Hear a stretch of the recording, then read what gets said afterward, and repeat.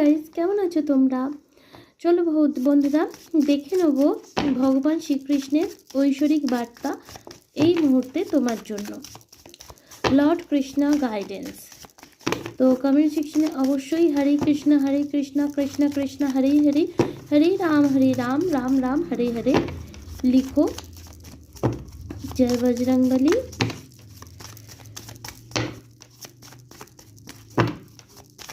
Ganapati Bappa Moria. ভগবান শ্রীকৃষ্ণের তরফ থেকে এই মুহূর্তে আমার যারা ভিউয়ার, যারা রিডিংটা দেখছে তার জন্য কি বার্তা আসছে? হে Krishna, tough time, I need to cut, be positive and be open. Okay, definitely আমি দেখতে পাচ্ছি তোমার লাইফে কোনো চ্যালেঞ্জিং টাইম দিয়ে তুমি যাচ্ছ।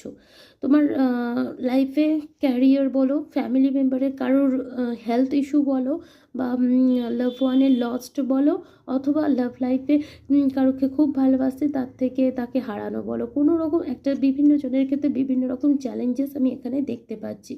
তো ভগবান শ্রীকৃষ্ণ এটা বলছে যে তোমার সাথে যেটা ঘটে গেছে সেটাকে লেট গো করে দাও। যতক্ষণ তুমি সেই জিনিসটা নিয়ে আঁকড়ে পড়ে থাকবে তোমার খুব কষ্ট হবে।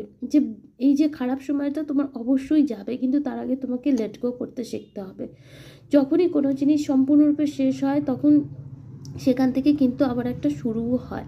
যেমন একটা গাছের যখন বীজ থেকে আবার পুনরায় একটা বৃক্ষ সৃষ্টি হয়। তো এই যে তুমি ভাবছো এটা ডিস্ট্রাকশন, এটা ডিস্ট্রাকশন নয়, এর রিগ্রোথ আছে, রিজেনারেশন আছে। কিন্তু তার জন্য তোমাকে কি করতে হবে? তোমাকে পজিটিভ থাকতে হবে। তোমাকে জানতে হবে যে কোনো কিছু যে খারাপ হয়েছে, যেটা তুমি চাওনি এমন যে হয়েছে, সেই জিনিসটার পেছনে নিশ্চয়ই ভগবানের কোনো না কোনো প্ল্যান ছিল। তো হয়তো সেই জিনিসটা এখন হয়নি, কিন্তু ভবিষ্যতে হবে না তেমন কোনো মানে নেই।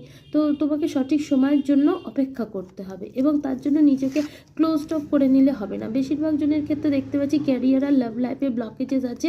তো তুমি তার জন্য ভাবছো যে ভগবান তোমার শোনে না, ভগবান তোমার সাথে এরম করলো। এরম কিছু না। যেটা খারাপ ছিল সেটা হওয়ার ছিল, তার পেছনে কোনো ডিভাইন প্ল্যান ছিল, এবং আলটিমেটলি তুমি জানো না তোমার জন্য কোনটা ভালো কোনটা খারাপ। তো ভগবান তোমার লাইফ থেকে ওটা ওই কারণেই সরিয়েছে, কারণ ওটা তোমার জন্য হেলদি ছিল না। এখন তোমার মনে হচ্ছে, কিন্তু ফিউচারে তোমার কষ্ট হতো।